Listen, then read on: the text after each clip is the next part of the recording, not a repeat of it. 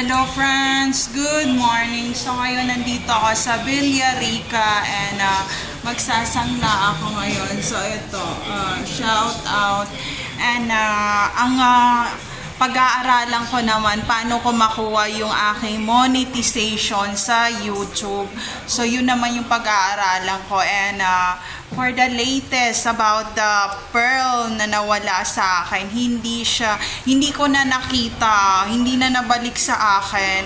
And pinadalan pa ako ng barangay ng sumon na pinasignature ako doon na nagkaroon ng kumbaga kinato ko yung isang nandun sa condo na teenager and kinasuhan nila ako for kumbaga parang trespassing for the private property raw nung condo na yon. And also binigyan din ako ng parang summon din doon mismo sa office ng Tres Terraces Condo Lagro, Fairview, Manila, Philippines, Quezon City. But it's okay. I do everything to expose all of these people talaga. And it's normal. It's normal talaga na saktan ako. And yun nga lang kung may tao sa barangay. Kasi nung pumunta ako ng Nueva Ecija to Pampanga, dinaanan ko yung barangay. Ako lang ang mag-isa sa barangay sa Pampanga. And for the info, kasi may mga nag-viral na mga teenager, ganyan, mahilig sila mag-prank na mga chinita, maputi, at mga ganitong kutis, yung mga mapuputing kutis talaga na natural, na hindi nagugluta. And balita ko, in-injection na nila yun ng ecstasy, yung mga teenager na yun, bago nila binibrate yung puke ng mga teenager na yun sa may from the boundary of Nueva Ecija to Pampanga, and nag-viral siya through YouTube. Kasi sinabi ko doon sa barangay na hindi ako sasama.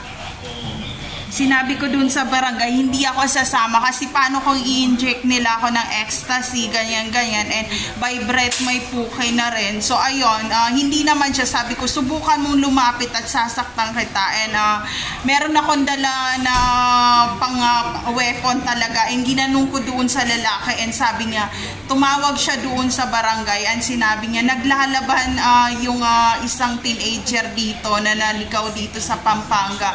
Meron siyang dala Sharpie weapon, and hindi namin siya madala doon, and inabon nila ako nung motor talaga na kunin siya kasi gusto namin ng malachinita na hindi masyadong maputi at hindi masyadong morena. And ayun, so ayun, na shout out, wala akong gluta, so ganyan talaga ang aking and maputi ang aking harap at ang aking kilikili. So ayun lang, there's no safe place to all targeted individual out there. Take care always, everyone. Hindi ko kuha ang Cotabato City, Mindanao ng model sa elementary, high school, and college kung hindi kami maganda at hindi kami papasok sa mga pageant. At syempre, isi-screen ng aming kilikili at puki kung maitim. So maputi lahat sa akin. Ayan sir, anong likod ko kung meron ba akong bakas ng gluta. So yun, there's no safe place to all targeted individual out there. Take care always, everyone.